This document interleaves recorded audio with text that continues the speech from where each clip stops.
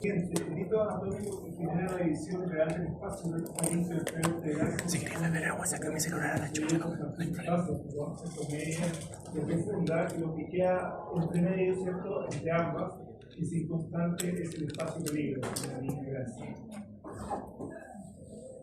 Siguiente, el compartimento vertebral se extiende hasta el coxis, porque hasta el coxis no es un sitio complejo básicamente por el contenido de tiempo, porque tiene muscular, óseo, etc. La siguiente, el hito anatómico que subdivide el espacio parafaringio. Recuerden que tenemos el parafaringio dividido en prestiroideo y postestiroideo, por lo tanto tenemos la posición tiroides, ¿cierto?, que divide finalmente eso. Y por lo tanto, dividido en el parafaringio, que es lo que está anterior, ¿sí?, a las tiroides, y lo que está anterior, que está delimitado por la misma capa, tiene una vaina que es la vaina carotídea, y por lo tanto contiene anatómicamente la posición. Siguiente, el espacio parotidio no contiene a ganglio linfático del grupo 1B, porque eso está en el muscular. Sí contiene la glándula mandibular, arteria facial y conducto externo.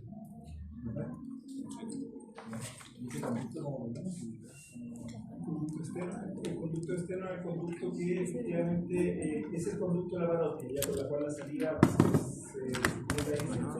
hacia la boca, y por lo tanto se dirige hacia anterior y lateral, descansando por el compartimento masticatorio, ya, los músculos masticatorios, y a nivel del segundo molar superior desemboca la boca. De hecho, uno, si se palpa, contempla la mejilla, ya a nivel del segundo molar superior, a veces se siente una pequeña protuberancia. La protuberancia la sería el conducto externo a la boca. Siguiente, ¿qué estructura anatómica se encuentra por delante del hito anatómico marcado? Esta es una imagen que está marcial, en tomografía, hasta una zona marcada en redondo, que era una depresión también, ¿cierto? Esa depresión es la fosita dorsal ya que permite determinar, ¿cierto?, que hacia el anterior de esto está la salida de la tuba auditiva. Tanto la correcta era la tuba auditiva o trampa auditiva. La última, ¿qué estructura anatómica limita triángulos submandibular del carotídeo? Estamos hablando de triángulos, en el fondo la delimitación va tratada efectivamente por estas mismas estructuras triangulares, musculares o dioides que separan el triángulo superior del inferior. En este caso era por el vientre posterior del músculo hígado, que separa el superior del inferior. El anterior separa el submandibular del submandibular.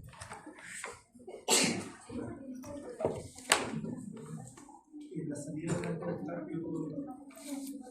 Pero parece que funciona con alguna todo ese tipo anatómico. Dice ¿qué estructura anatómica se encuentra por delante y por anatómico?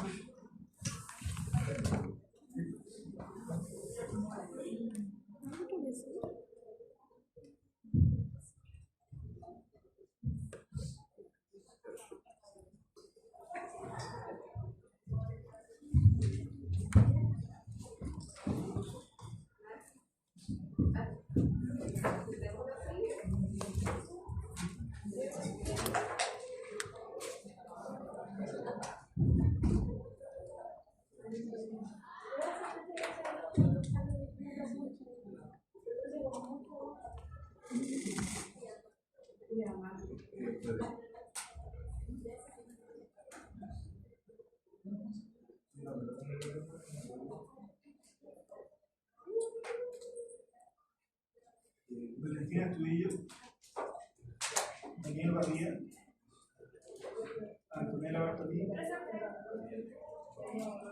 Estefanía Becerra,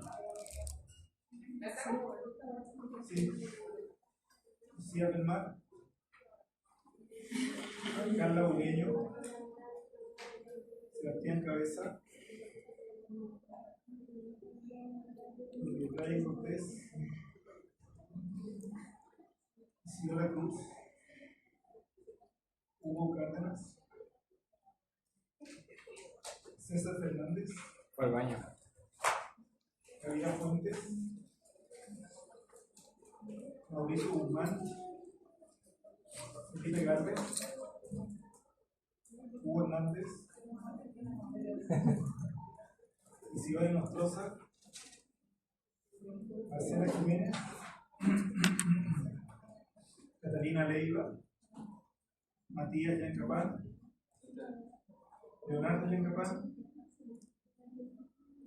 Fernanda Montalva, Luis Montero, Constanza Muñoz, Martina Méndez, Agustín Navarro, Francisca Novoa, Brian Núñez, Jonathan Palma, Benjamín Pavés, Catalina Ponce,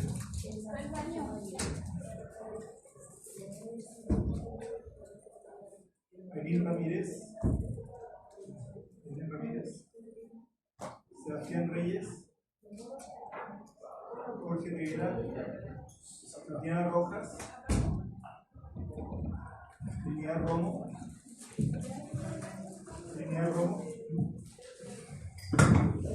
Javiera Sangüesa, Diego Sepúlveda, María Sepúlveda, Renata Sepúlveda, Catherine Silva, Benjamín Sánchez, Paz Toro, Francisca Varas,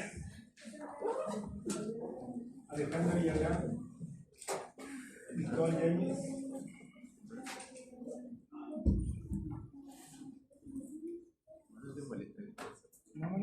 ya chicos, entonces la clase que vamos a ahí ya se la envié a ustedes, que vamos a ver hoy día hasta que entre la solemne de la próxima semana, ¿ya? Recuerden que, como les había adelantado anteriormente, la solemne teórica que el día lunes vamos a dividir en dos secciones, ya básicamente porque son muchos.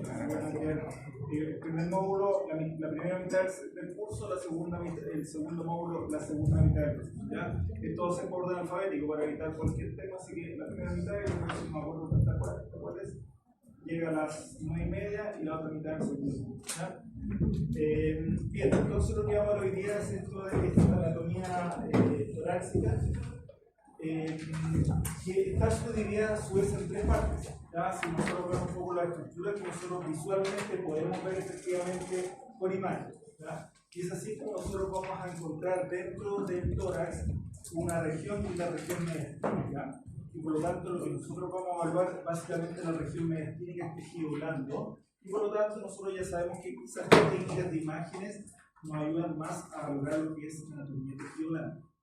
También vamos a encontrar la pared torácica, y en la pared torácica vamos a encontrar estructuras óseas, estructuras musculares, tejido vasculonervioso, entre otras cosas, y que también lo podemos ver con distintas técnicas de imagen. Sin embargo, esta pared torácica básicamente o mayoritariamente se estudia con radiografía. Se puede estudiar con la técnica, pero vamos a ver con radiografía para ver la estructura ósea más que son.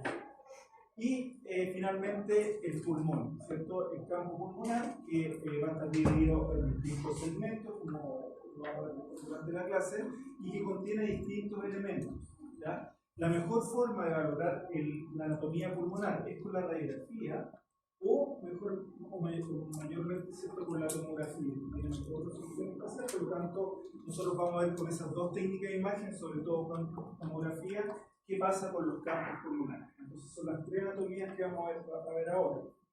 De estas tres anatomías vamos a darle un énfasis fundamental a lo que es mediastino y a lo que es pulmón, no así pared torácica. La pared torácica es algunas láminas que vamos a pasar rápidamente, algunos tips que tienen que tener claro ahí de lo que es la pared torácica, pero eso es todo. Pero para mediastino y pulmón sí vamos a ver un poco más de detalle. Entonces recordemos que anatómicamente el mediastino es este compartimento que está efectivamente entre las pleuras, que recordemos que la pleura es el tejido conectivo que permite delimitar lo que son los campos pulmonares, que está formado por dos capas, ¿sí? Una capa visceral y una capa parietal. La capa parietal va a estar en contacto directo con la pared torácica y la capa visceral con el pulmón. Por lo tanto, el mediastino, esta estructura central que tenemos acá, va a estar delimitada efectivamente por esas capas, ¿ya? Con la capa sobre todo visceral de la arteria. Va a estar contenido, si nosotros vemos en este esquema, de anterior a posterior, ¿cierto? Efectivamente por la región, el borde posterior o la cara posterior del esternón, y toda la estructura vasculonerviosa que se encuentra por detrás del esternón. Vamos a encontrar estructuras vasculares, grandes vasos que entran o salen del corazón, el corazón probablemente tal que va a estar en un compartimento mediastínico, y en la parte posterior vamos a ver la relación que existe del mediastino con grandes vasos, la aorta descendente, con venas también que están en la pared posterior y por lo tanto drenan toda la parte posterior del cuerpo, que ha tratado básicamente por la ácidos y la hemiácidos, y también por linfáticos, ¿cierto? Por un conducto fundamental, que es el conducto de linfa más importante del cuerpo, que es el conducto linfático, que también viene por posterior, después pasa por derecha, después pasa a la izquierda, ¿sí? A nivel del T4, T6. Y obviamente la estructura ósea que es la columna. Todo eso, ¿cierto? Va a ser la relación que va a tener finalmente, ¿cierto? Este espacio mediastino. Si nosotros tenemos una radiografía para ver el mediastino, claramente vamos a tener un problema, porque la radiografía se superpone en estructuras, ¿sí? Y por lo tanto, si es todo tejido blando, el tejido blando, recuerden que la radiografía no es capaz de distinguir por separado estructura de tejido blando, porque tiene una resolución de contraste limitada.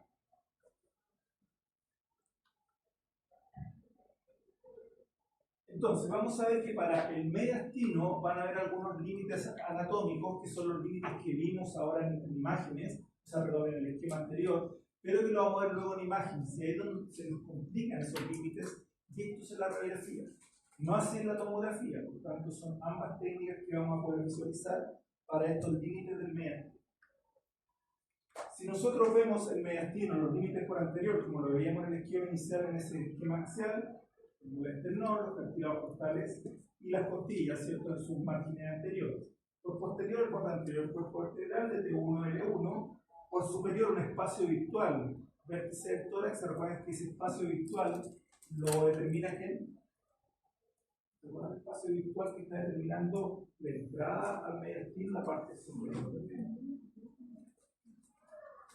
Porque nosotros podemos decir, en la parte superior está el vértice del tórax. Visualmente, ¿cierto? Pero anatómicamente, ¿qué es lo que delimita esta parte superior del tórax y que lo separa del cuello? O si lo pregunto de otra forma, ¿cómo ustedes, ¿cierto?, en el cuello determinan o delimitan un compartimento respecto a otro? ¿Qué es lo que permite delimitar un compartimento del otro en el cuello? La fase, ¿cierto? Tejido conectivo de estas fases, estas capas que vimos, ¿sí? Y por lo tanto recuerden que el espacio inferior, anterior del cuello, que es el compartimento visceral, que está limitado por capa media, es el que se extiende hacia inferior. Por lo tanto, el límite, ¿cierto?, anatómico está dado por ese componente tejido conectivo. Por eso es espacio virtual, porque generalmente no lo vemos ese tejido conectivo, pero ese es el límite. Por inferior el diafragma y por lateral el sistema pleuropulmonar que les decía anteriormente. Si lo vemos en una radiografía, entonces donde dijimos que tenemos este problema por superposición de imágenes, esto es mediastino, ¿cierto? Todo esto que está aquí en mediastino, tejido blando. Sin embargo, ese mediastino, nosotros no podemos en la radiografía determinar las estructuras que están componiendo el mediastino. Son varias, ¿ya? Aquí no las vemos, lo que nosotros vemos es solamente el borde del mediastino, que lo separa de los campos pulmonares, ¿ya? Por lo tanto, nosotros tenemos la referencia anatómica de lo que existe en los límites entre efectivamente el mediastino y el arterio, perdón, y el pulmón. En el lado derecho, todo este margen derecho o límites derechos del mediastino, visto en la radiografía, la parte superior va a estar dada por una banda que se llama la banda paratraqueal derecha, que va a tener distintos componentes, y además por una estructura vascular, ¿ya?, que va a ser la vena brachiocefálica derecha. ¿Bien? Recordemos que la vena brachiocefálica derecha se une con la vena brachiocefálica izquierda y forman la vena cava superior, ¿ya? Entonces vamos a ver que la parte superior va a ser vena brachiocefálica derecha, hacia abajo vena cava superior, ¿ya? La vena cava superior se extiende hasta la entrada a la aurícula derecha, por lo tanto el borde que está acá en la aurícula derecha. En algunos pacientes, en algunas personas, ¿cierto? En el trayecto de la vena cava superior pueden aparecer algunas prominencias, como esta que está acá.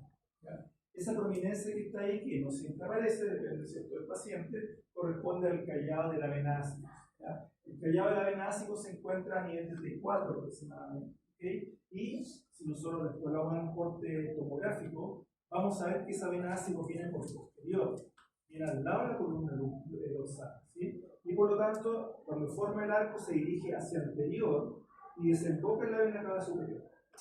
Por lo tanto, cuando el callado tiende a ser un poco más curvo, nosotros vamos a ver esa pequeña protuberancia, ¿ya? Que corresponde al callado de la asa. Sí, no siempre se ve en los márgenes. A veces podemos ver un poco más abajo, en relación al arco aórtico, otra protuberancia que es un poco más longitudinal, que va a corresponder a la aorta. El trayecto completo hasta en la aurícula derecha corresponde a la vena cava superior. Luego vemos entonces la aurícula derecha. La aurícula derecha como límite del mediastino, del pulmón, siempre en el lado derecho. Y hacia abajo a veces podemos ver la grasa, ¿cierto?, que está formando la vena cava inferior. La vena cava inferior que también entra a la aurícula derecha. Nosotros no vemos acá, porque uno dice anatómicamente, voy a ver la aurícula derecha, luego debería ver el ventrículo derecho. Pero recordemos que el corazón está un poco girado, ¿ya? Y el ventrículo derecho se encuentra por anterior, o sea, está acá en el centro. ¿Bien? Y por lo tanto, si nosotros tenemos una radiografía lateral de tórax, ahí sí lo que vamos a ver más anterior, en esta parte inferior, va a ser el ventrículo derecho. ¿Ya? Entonces aquí no lo vemos porque está en el centro. Si vemos ahora el lado izquierdo, los bordes que del lado izquierdo va a tener también la parte más superior, va a ser la vena brachiocefálica izquierda, que cruza el mediastino, se junta con la derecha y forma la vena cava superior. Pero la línea que tenemos en esta parte de acá corresponde a la arteria subclavia izquierda. ¿Ya? La arteria subclavia izquierda es una de las ramas que nace directamente del arco aórtico, en la mayoría de los pacientes, de las personas. ¿Sí? El arco aórtico, ¿cierto? Se forman generalmente tres grandes vasos supraórticos que van hacia la parte superior del cuerpo, y la que es más posterior e izquierda es la arteria subclavia izquierda. Por lo tanto, tenemos la arteria subclavia izquierda acá, formando el margen izquierdo, ¿cierto?, el mediastino. Luego se forma una pequeña protuberancia. Esa protuberancia no corresponde al arco aórtico, corresponde al botón aórtico. ¿Bien? Es distinto el botón aórtico que el arco aórtico, porque recordemos que aquí tenemos una superposición de estructuras. El arco aórtico atraviesa así, ¿sí?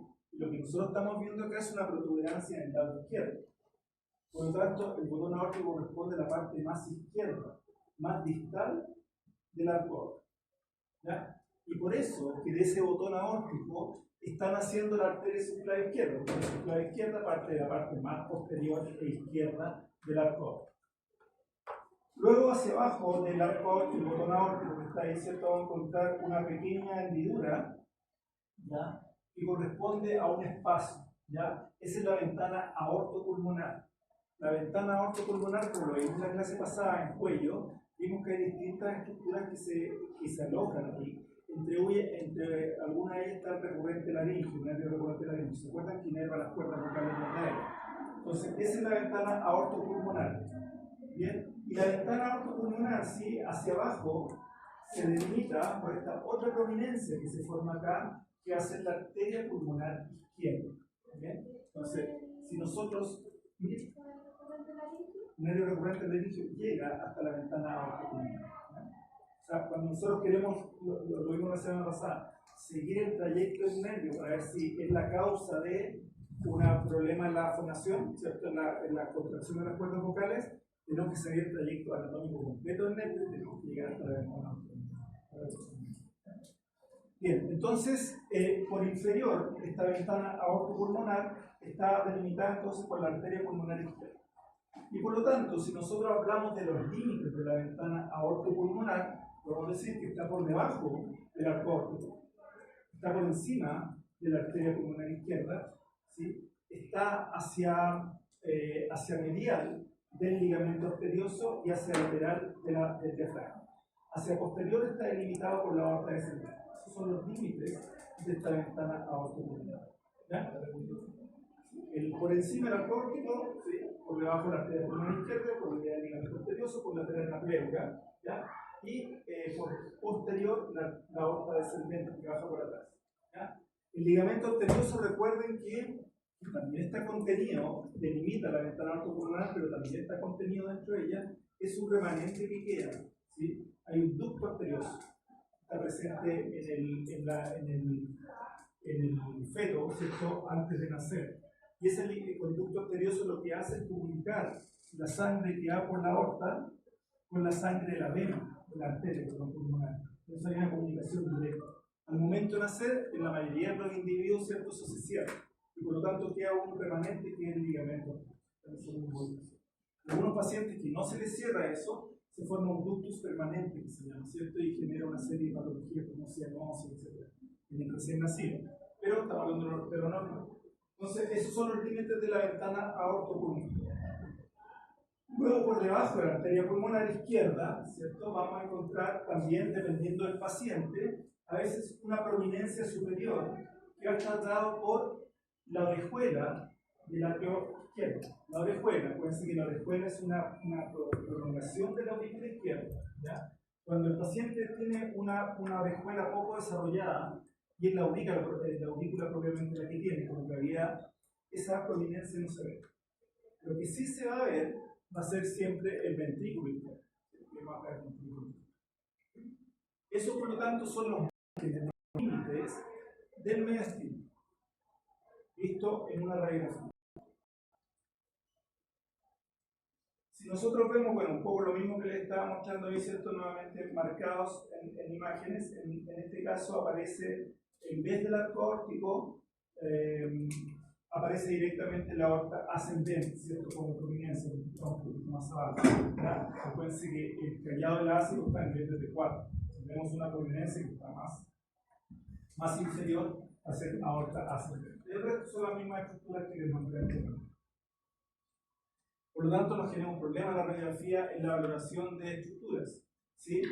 Sí, por ejemplo, si nosotros tuviéramos una lesión X a nivel del mediastino, visto en una radiografía, lo único que quizás nosotros podríamos ver en algunos casos es que si hay un ensanchamiento de estos límites.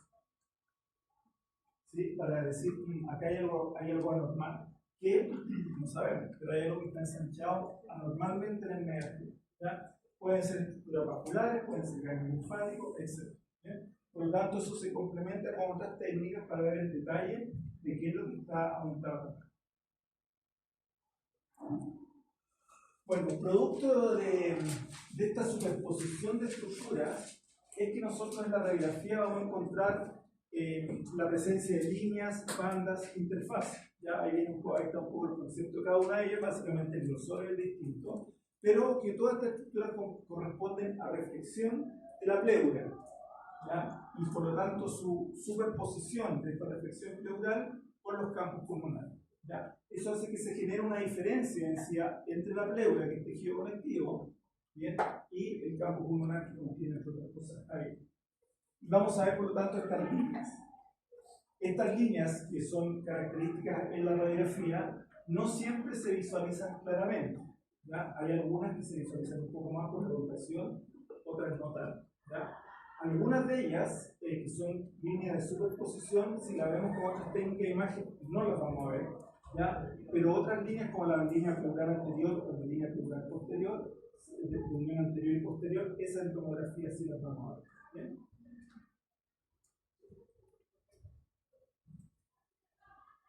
Entonces, aparecen en este esquema algunas de estas líneas, bandas, interfaces, y nosotros podemos ver que efectivamente existe una interfase que está en el lado derecho, una línea, una banda, perdón, que está en el lado derecho porque tiene un grosor un poco mayor, que se ve en una radiografía en 97% de los pacientes.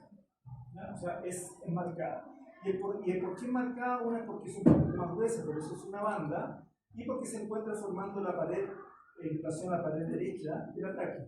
La tráquea tiene aire, ¿sí? Por lo tanto nosotros podemos diferenciar por esa diferencia el aire, la pared traqueal, de esta banda paratraqueal derecha.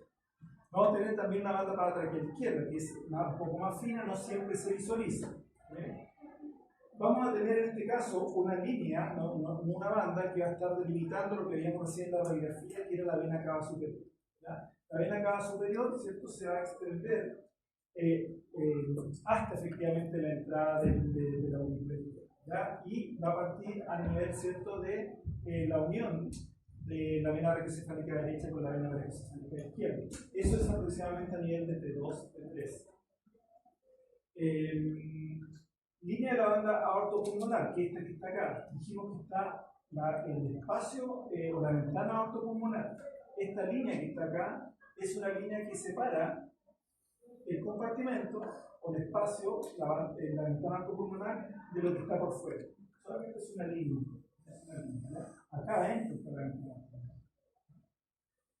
Esa línea, como vemos ahí, tiene que ser anatómicamente siempre recta, ¿ya?, o cóncava. No puede ser convexa. Porque si es convexa, es decir, está hacia afuera, quiere decir que el contenido de la ventana aortopulmonar está aumentado a la mano. Está haciendo que esta línea se desplace hacia afuera. ¿Ya? Entonces lo normal es que sea recta o cóncava, no convexa. Bien, aparece también la línea de la aorta descendente, que aparece aquí en la parte anterior y un poco hacia la izquierda del cuerpo vertebral. Nosotros en la radiografía vemos el cuerpo vertebral, que tiene una mayor densidad. Pero como esto está un poco más hacia la izquierda, a veces se ve una pequeña línea entre el cuerpo y por los bordes de la aorta descendente. Siempre estamos hablando de la radiografía. A los lados de las vértebras vamos a encontrar estructuras musculares, músculos paravertebrales, entre otras cosas, tejido blando. Por lo tanto, también se ha generado una interfase y va a formar estas líneas paravertebrales. Paravertebral derecha, paravertebral izquierda. Aparecen, ¿qué más aparece acá? Receso pleuroácido esofágico, que es una unión, como dice el nombre, que está conectando el esófago con la vena ácida. Por lo tanto, ¿cierto?, es un receso que se encuentra por posterior. En la radiografía, ¿cierto?, a veces es muy complejo visualizarlo, quizá en una visión lateral, ¿ya? Entonces, el receso pleuroesofágico es por posterior. Y las líneas, bueno, me parece, pero las líneas de unión pleural anterior y superior son las que se encuentran allá, ¿ya? ¿Cómo podemos saber que es anterior o posterior esta línea de unión pleural? Porque siempre la que es por inferior y que está en relación al inicio del corazón va a ser la anterior. En cambio, la posterior, la línea de unión pleural posterior, va a estar uniendo los lóbulos superiores con el esófago, pero el esófago por posterior. Entonces esa es superior. Bueno, la silueta cardíaca nos va a servir también para delimitar en la radiografía algunos componentes, sobre todo cuando hay lesión.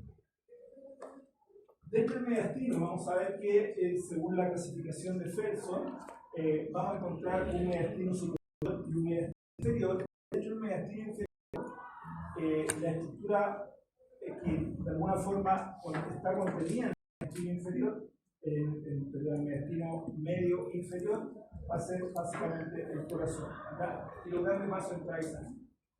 El corazón dijimos que es oblicuo. Por lo tanto, por eso nosotros dijimos que vemos en la silueta, en los bordes del mediastino de la radiografía, solamente la aurícula derecha, ¿sí? Y por el otro lado, el margen izquierdo, el ventrículo izquierdo. No vemos el ventrículo derecho porque está contenido acá en la parte anterior. ¿Ya? En la radiografía dijimos la entonces, para la traqueal derecha, ¿sí? Dijimos que esta se encuentra visible en el 97% de los casos. Y si ustedes se fijan, es visible, como ya les decía, porque, como su nombre lo dice, está en el lado derecho de la tráquea. La tráquea es columna aérea, ¿sí? Por lo tanto, eso nos genera una diferencia de densidad respecto al tejido blando.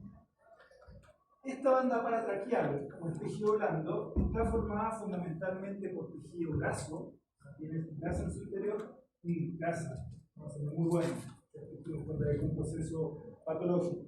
Hay grasa y tejido linfático. ¿Ya? Hay pequeñas estructuras vasculonerviosas, pero básicamente linfáticos. ¿Ya?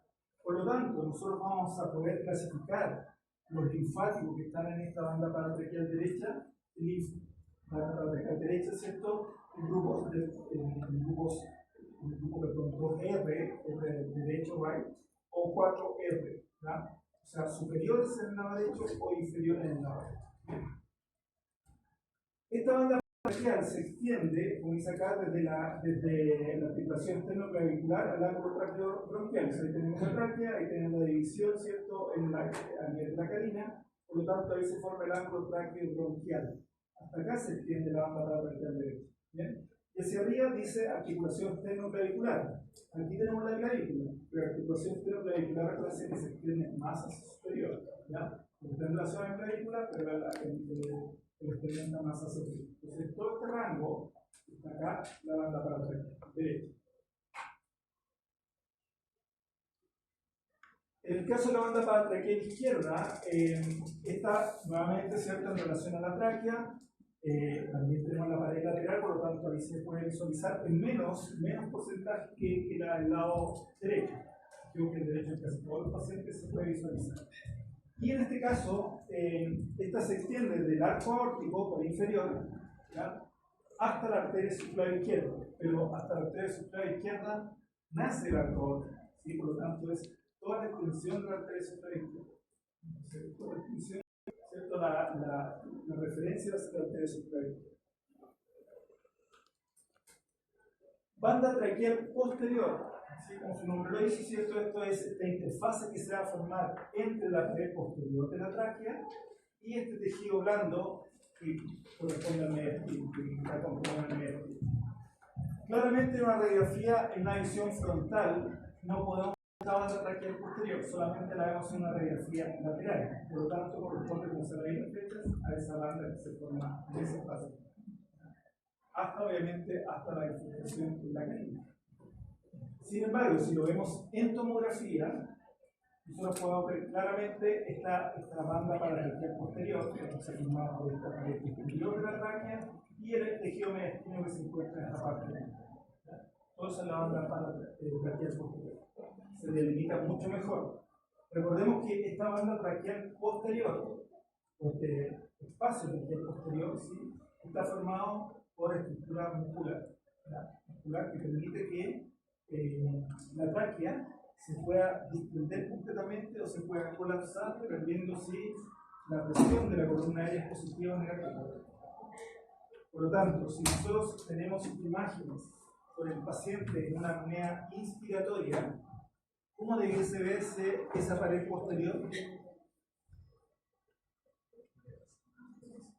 Debería verse expandida hacia atrás, por lo tanto la tráquea la vamos a tender a ver más redondita. En cambio, si el paciente tiene una apnea expiratoria, la presión de la columna aérea es negativa. Como la parte posterior es músculo, lo anterior es cartílago, ¿cierto? Pero el posterior músculo se va a colapsar hacia anterior. Y vamos a ver una imagen, por lo tanto, con esa concavida.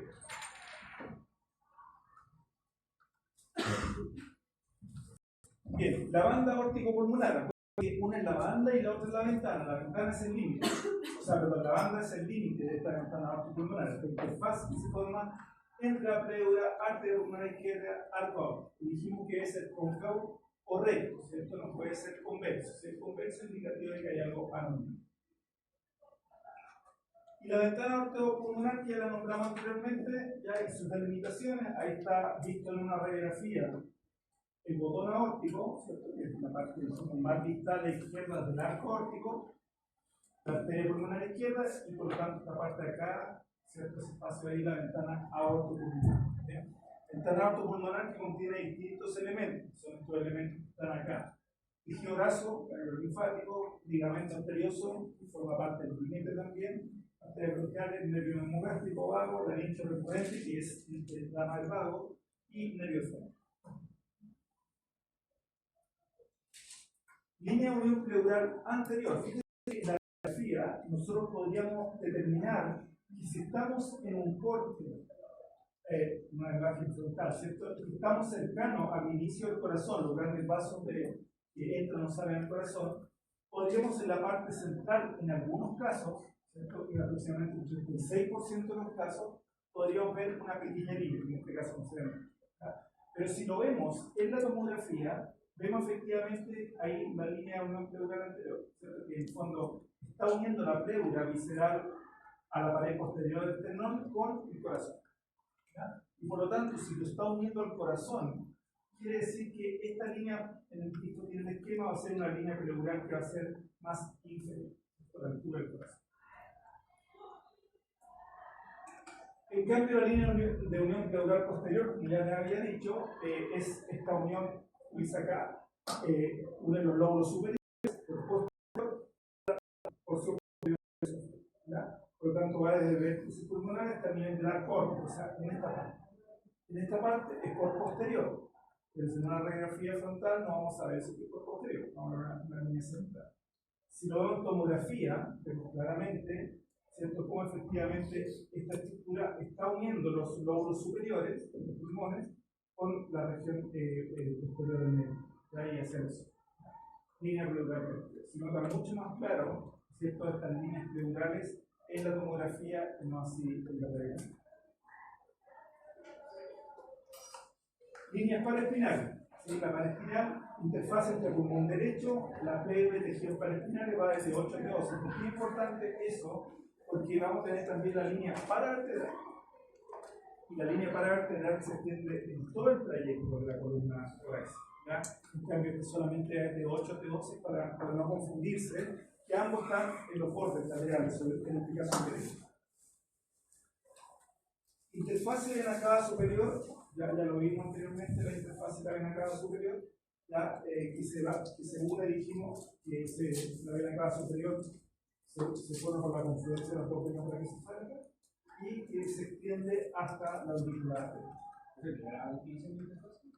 Interfase es cuando existe una diferencia de densidad marcada entre el capsular y la articular. Interfase arterial subclaviana izquierda. Ya sabemos que lo que nace el botón aórtico, parte más izquierda y distal y posterior, es la arteria subclaviana. Por lo tanto, todo el margen lateral que nosotros tenemos hacia superior, en el lado izquierdo, corresponde a la arteria subclaviana. Entonces, ya sabemos que por el lado izquierdo, en la parte superior, los bordes lo están formando dos estructuras vasculares, que son la arteria subclaviana izquierda y por el lado derecho, la vena cava superior.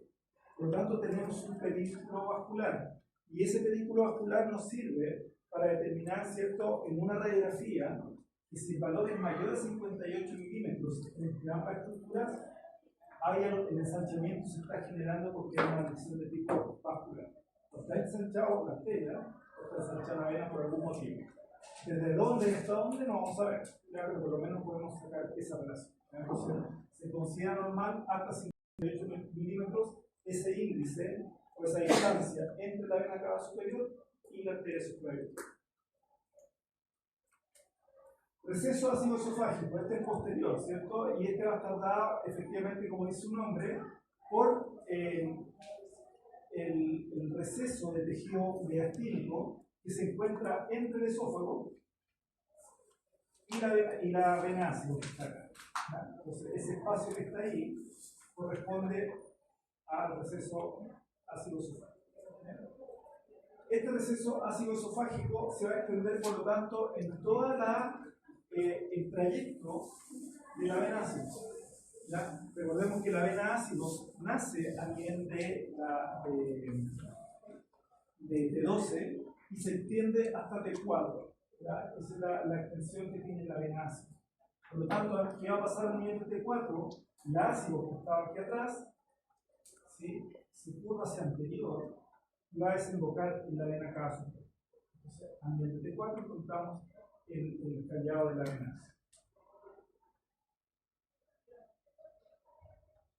Receso preaórtico, en su nombre cierto, esto va a estar por delante de la aorta descendente, por debajo del arco aórtico, puede ser que la aorta descendente es posterior, ¿ya? Y por detrás del corazón. Entonces, esa estructura vista en la radiografía se puede ver a veces como esa banda que aparece descendente. Bandas paravertebrales cubren todos los bordes de la columna torácica, ya por derecha y izquierda. Bueno, y un poco el resumen de estas líneas y bandas, como para empezar. Bien, recordando un poco entonces los contornos mediastínicos vistos en una radiografía, ¿cierto? Dijimos que en la radiografía solamente vemos los límites, ya que están dados por ciertas estructuras. ¿Sí? Entonces dijimos que en la parte superior, vena brachiocefálica, vena cava superior. A veces, si hay una protuberancia en la parte superior a nivel de T4, ¿qué vamos a encontrar como protuberancia en el T4? El callado del ácido, ¿cierto? El callado del ácido, ¿sí? Hacia abajo, vena cava superior, hasta la aurícula derecha. No vemos, dijimos, el ventrículo derecho que está acá en el centro, y a veces hacia abajo, que se ve en esa parte de ahí, la vena cava inferior, que también está desembocando en la vena, en la aurícula derecha. Eso como márgenes del lado derecho. ¿Sí? Hacia el lado izquierdo, también ya lo pueden ustedes reconocer, aunque está marcado ahí, pero es lo que íbamos viendo recién. Todo lo que va en la parte superior del lóbulo superior izquierdo, el margen que se forma entre el medio espina y el lóbulo superior izquierdo, va a estar dado por esa línea que es de una arteria en particular, que dijimos que nace en la parte más posterior e izquierda del arco aórtico, la arteria subclaviana izquierda. Por lo tanto, vemos eso que está ahí. La arteria subclaviana izquierda nace del arco aórtico, por lo tanto, lo que vamos a ver bajo ella va a ser, como dice aquí, la aorta, pero específicamente, ¿qué parte de la aorta? En la radiografía, ¿visto en la radiografía? Porque acuérdense que en la radiografía esta protuberancia nosotros botón aórtico. El botón aórtico anatómicamente ¿a qué corresponde? A la porción más distal o izquierda, ¿cierto?, del arco. Y por eso de ahí nace la subclaviana izquierda. Luego hacia abajo vemos la arteria pulmonar izquierda, un poco la orientación que tiene esta. Por lo tanto, el tronco de la arteria pulmonar va a estar aquí en la parte central, y lo que está entre el arco aórtico y la arteria pulmonar izquierda es la ventana aortopulmonar. A veces, si recuerden, por debajo de la arteria pulmonar se puede generar hacia la izquierda otra prominencia, a veces. ¿Sí? ¿Se acuerdan a qué correspondía esa prominencia antes del ventrículo izquierdo? A la orejuela, ¿cierto? Cuando la orejuela el paciente está desarrollada. El paciente no tiene desarrollada la orejuela porque básicamente es un remanente más de la cavidad de la aurícula izquierda, ya que no tiene mayor funcionalidad. Por lo tanto, el paciente es más bien desarrollado. Si no es así, no vamos a ver esa propiedad superior, vamos a ver solamente la inferior, que corresponde al ventrículo. Y entre ellas vamos a ver la presencia de algunas líneas, que dijimos que la que eran los lados eran las paravertebrales. A veces parece una línea izquierda, porque es un poco más anterior, que está relacionada a esa.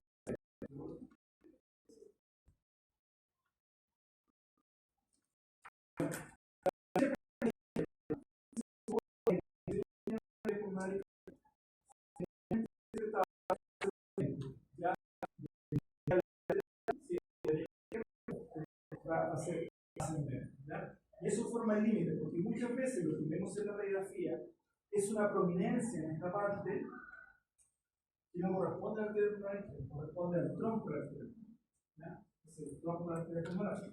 Y si lo vemos en una vista lateral, el tronco de la arteria pulmonar va a ser un poco más anterior. Bien, lo vamos a ver ahí en el esquema. ¿Se acuerdan anatómicamente, ¿sí?, qué nace o qué llega a cada una de las cámaras cardíacas? ¿Qué llega o qué nace de la aurícula derecha? ¿Recuerdan? Que lo vimos recién, cuando en el fondo estábamos viendo los límites de mediastina por derecha, ¿cierto? ¿Qué estaba llegando por superior? Acá superior, ¿cierto? Y por debajo a veces se ve también el borde de la cava inferior también llegando a la aurícula. Hasta ahora el ventrículo derecho no lo hemos visto, que está un poco hacia el interior, ¿sí? Pero ¿quién hace el ventrículo derecho? El tronco de la arteria pulmonar, ¿sí? Por lo tanto, si el ventrículo derecho no lo vemos porque está en la parte más central de la radiografía, y por lo tanto es porque está más anterior, ¿cómo va a ser la orientación de ese tronco arteria pulmonar? Porque nace el ventrículo derecho que es anterior, ¿cierto? Va a ser siempre oblicuo hacia posterior, ¿cierto? De anterior inferior a posterior superior. Ese es un poco el trayecto que tiene este tronco arteria pulmonar, que después va a soplar.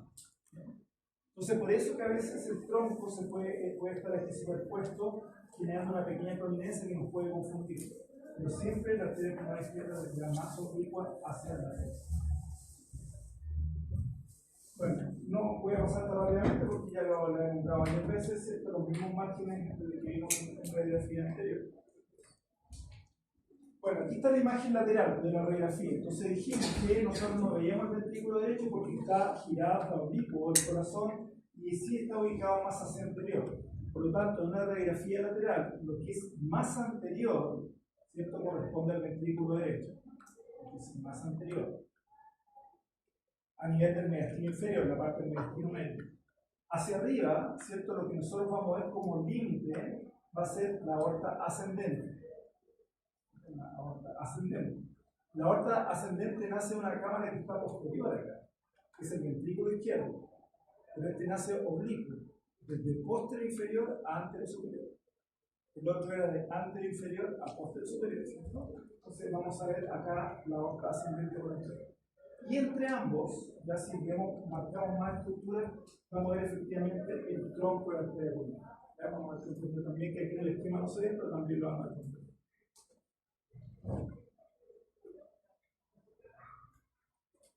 Pero yendo adelante para atrás, entonces dijimos ventrículo derecho, ¿cierto? Salida de la aorta ascendente del ventrículo izquierdo que está acá, del ventrículo izquierdo, ¿sí? Entre ambos vamos a ver un pedacito que va a ser el tronco de la arteria pulmonar, que va a dar un esquema así, está así, está así. ¿Ya? Si seguimos avanzando hacia atrás, después el tronco de la arteria pulmonar, que es este, acá, va a las ramas de la arteria pulmonar derecha e izquierda, ¿sí?, principal, que van a tener un trayecto, fíjense, vertical. ¿Ya? Por lo tanto, si nosotros tenemos una radiografía frontal del tórax y nosotros vemos a nivel de los cilios pulmonares la salida de estructuras radiopacas que corresponden a los sanguíneos, la diferenciación entre arterias y venas va a estar dada por si estas estructuras son horizontales o verticales. ¿Okay? Aquellas que tienen un trayecto más verticalizado en la radiografía frontal van a corresponder a arterias. Aquellas que tengan un trayecto más horizontal van a corresponder a venas. Dentro de la limitación de la radiografía que superpone. Y hacia posterior vamos a ver si el arteria pulmonar. Hacia posterior vamos a ver la aorta descendente que dijimos que delimita por posterior la ventana pulmonar frontal. Bien, en el mediastino nosotros vamos a encontrar distintas estructuras de tejido blando, estructuras vasculonerviosas, grasa y ganglio linfático, lo mismo que veíamos en el cuello. Por lo tanto, también lo vamos a subdividir en distintos grupos. ¿Cuál era el tamaño en el eje corto de normalidad para los ganglios linfáticos en el cuello? 5 milímetros. Muy bien. En el caso del cuello, en el eje corto, ya, más largo, es hasta 8 milímetros. ¿Ya? El eje corto. Acá dice 1,25 milímetros de largo.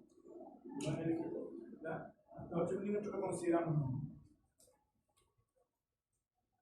Bien, filtra la linfa, se toma de 30 y lo que hace el ducto linfático. Entonces, si nosotros vemos en una radiografía esquemáticamente, ¿sí?, porque en la radiografía nosotros no vamos a ver los ganglios linfáticos, dijimos, no tenemos la capacidad de evaluar la estructura contenida en el mediastino. ¿Sí? Vemos todo que está acá, se ve radiopaco, que está en el centro del tórax, ¿ya? Y vemos los límites del mediastino. Pero que hay dentro no lo vemos. ¿Sí? Podemos saber por ubicación, ¿sí?, con este esquema, dónde está el ganglio linfático y su clasificación. Obviamente, en la tomografía o en la resonancia, esos ganglios linfáticos. Por lo tanto, vamos a tener ganglios que van a estar a nivel por encima de la clavícula, como están ahí, ¿cierto?, que son los ganglios supraclaviculares, tanto derecho como izquierdo, por lo tanto, 1R, 1L, ya por su clasificación en inglés, right, left. Luego, ¿cierto?, los que están en relación a la banda paratraqueal derecha superior, la parte superior, los grupos 2L, 2R y 2L. En la banda paratraqueal también, pero en su parte inferior, grupo 4R, 4L. Bueno, y lo vamos viendo, ¿cierto?, los que están divididos a nivel subcarinal, a nivel de la ventana pulmonar, algunos que están en el mediastino, etc. Entonces, los del grupo 1 van a ser los grupos supraclaviculares, ¿sí? Y recuerden, lo que está pintado en los otros campos, son esos puntitos que dijimos que en este caso pueden ser hasta 8 milímetros.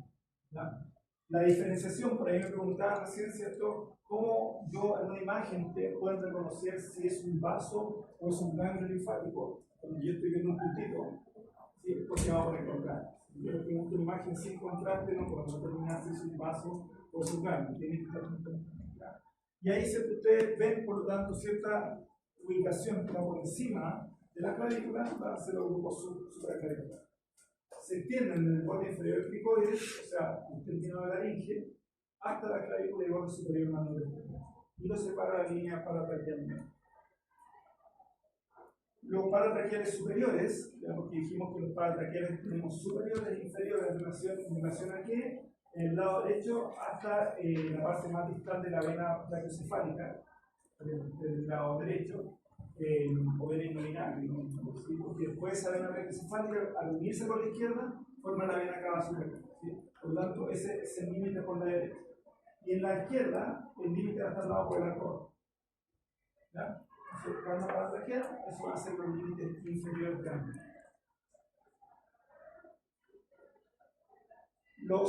También vamos a tener desde el grupo 3 que aquí en vez de RL, derecha e izquierda, son anterior y posterior. ¿Sí? Grupo A y grupo B. Como dice acá, el grupo anterior son anterior a los grandes vasos. Es decir, acá tenemos los grandes vasos que nacen del arco órtico, acá está el arco órtico, etc. Todos los ganglios que estén por delante del arco o de estos vasos supraórticos van a ser estos ganglios linfáticos del grupo 3A, prevasculares. Es muy fácil ver esos ganglios, esos son más fáciles porque lo que normalmente nosotros en el adulto tenemos en este espacio anterior superior grasa química, pero a veces que no hay química, a veces que claramente es química, nada más. Por lo tanto, la mayor parte del tejido es graso. Y en esa grasa nosotros podemos ver estos puntitos, ¿cierto? Entonces ese es el grupo 3A. Y el 3B, prevertebral, posterior, ¿cierto? Está posterior al esófago, o sea, posterior. Delante de la vértebra, por detrás del esófago, el esófago está acá. Detrás del esófago. El esófago. Entonces lo que está por detrás y por delante de la vértebra va a ser el grupo 3B. Si lo vemos lateral, esto es solamente para tener una relación. Si vamos a hacer la radiografía, no vamos a ver esos ganglios linfáticos.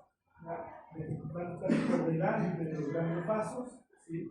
En la aorta, ¿sí? Por delante de la aorta, y en los vasos supraórticos van a ser el grupo 3. Los que están por delante de la columna vertebral y por detrás del esófago van a ser los 3 posteriores. Bueno, hablamos del grupo 4, R y L, del 4 derecho, 4 izquierdo, ¿sí? Y también son de la banda paratraqueal, de la banda paratraqueal inferior, hasta el borde inferior de la vena ácida, ¿sí? El grupo 4L. El 4L hasta el margen superior de la arteria pulmonar izquierda, o sea, se relaciona por lateral, perdón, ¿cierto? Con la ventana aortopulmonar. Por debajo del aórtico, por encima de la arteria pulmonar. Pero ojo, no están contenidos en la ventana aortopulmonar. No están contenidos en esa ubicación, en esa altura. Grupo 5, subaórtico, estos sí están, o sea, por debajo de la aorta, están en la ventana aortopulmonar y lateral al ligamento arterioso. Entonces, está permanente, formada los límites de la ventana aortopulmonar. El grupo 6, paraórtico, anterior y laterales de la aorta ascendente y arco aórtico.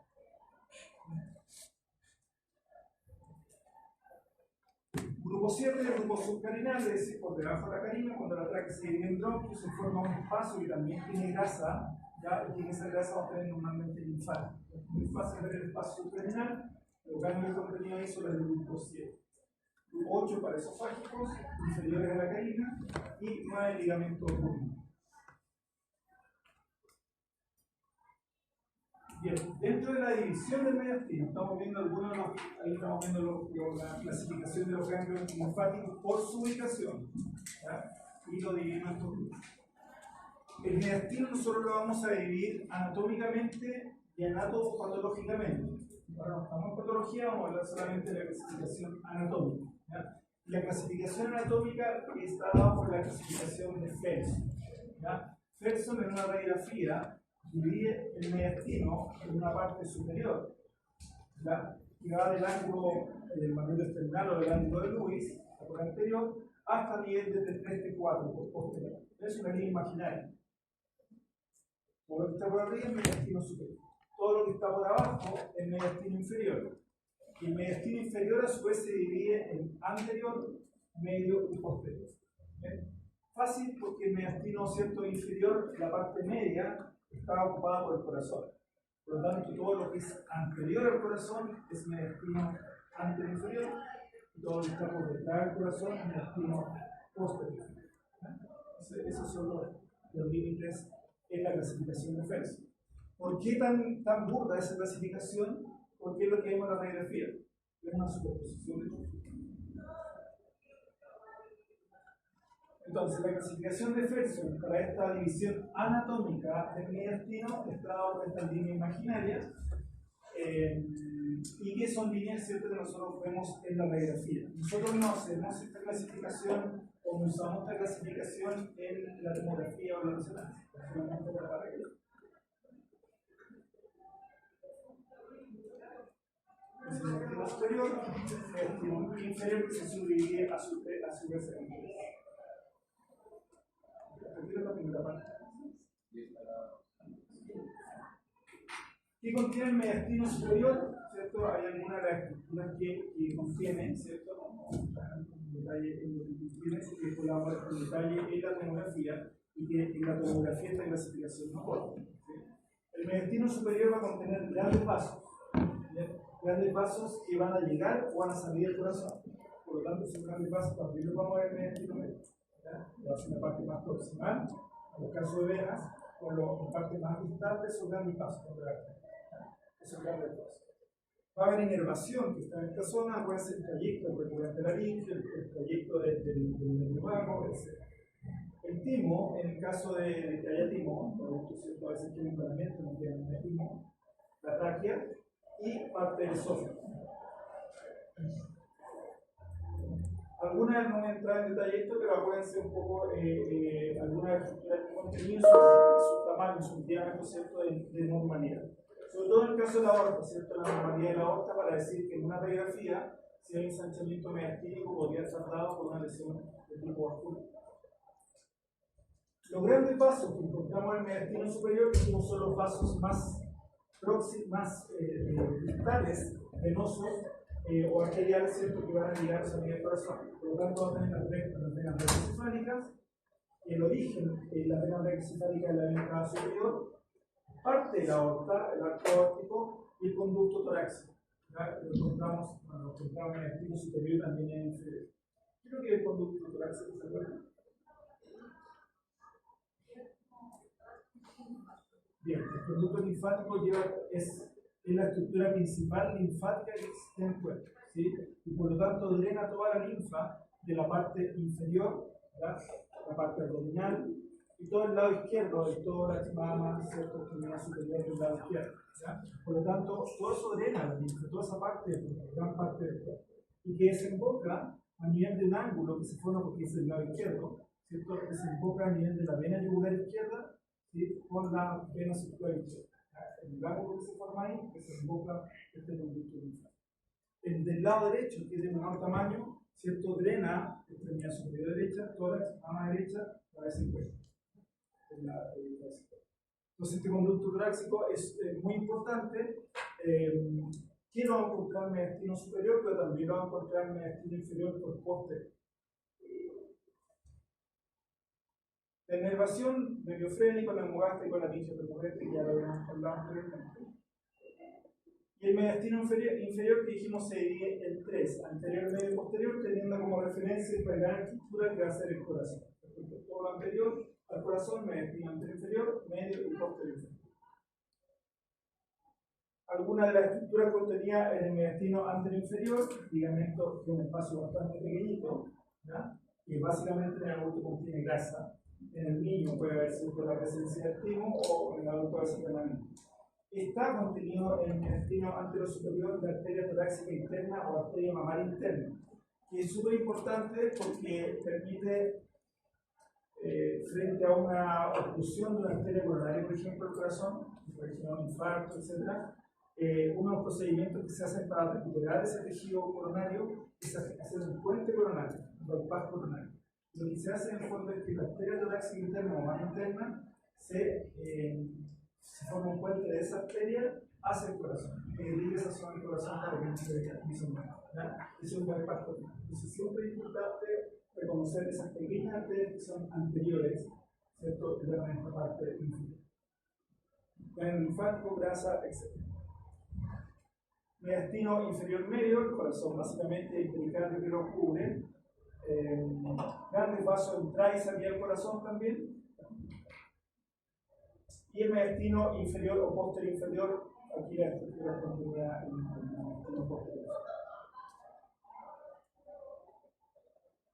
Bien, entonces dentro de esta radiografía, ¿sí? Si nosotros vemos algunos elementos de superposición, insisto, de esto, superposición de pleura por el pulmón, y que esa pleura en la parte central mediastínica, ¿cierto?, va a formar estas líneas, bandas de interfase. Vemos, por ejemplo, que en la parte superior vamos a encontrar esta pleura apical. No es la superposición de la pleura a lo arcos centrales. Luego vamos a encontrar estas reflexiones pleurales, en el fondo que la pleura se devuelve en sí misma, que forma una banda un poco más gruesa, que nos permite ver los límites del mediastino, y dentro de eso vamos a encontrar, por ejemplo, la pleura diafragmática de derecha a izquierda, línea paraórtica, línea paraespinal izquierda y en la forma de línea unión pleural posterior, recuerden la línea unión pleural posterior que es más superior, línea pleural anterior que es más inferior, ¿cierto? Una por atrás, que está uniendo los lóbulos superiores con el esófago, una que es por anterior, que une el corazón a la pared posterior externa. Esa línea pleural que une con el anterior. Cisura interlobar menor, que no la vemos, pero en el fondo después vamos a ver que las cisuras, tanto el pulmón derecho como el pulmón izquierdo, también son reflexiones pleuras. Y por eso la vemos. Recuerden que la pleura por sí sola, que tiene un grosor no mayor a 1 milímetro, no la vamos a ver. ¿Ya?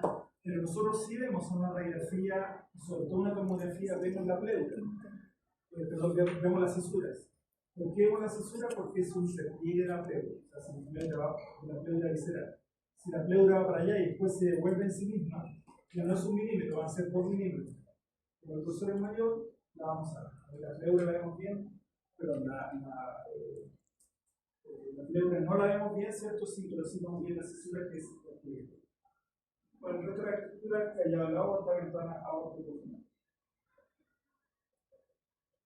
El mediastino lateral también nombramos, ¿cierto? Dijimos que tenemos por delante, en una visión lateral del tórax, vamos a tener el ventrículo derecho, ¿cierto? Después vamos a tener la aorta ascendente. Y si seguimos hacia arriba, ¿cierto? Lo que está allá corresponde a la parte del límite superior, a la vena cava, ¿sí? El más superior del tronco venoso. Aquí nos alcanza el bien.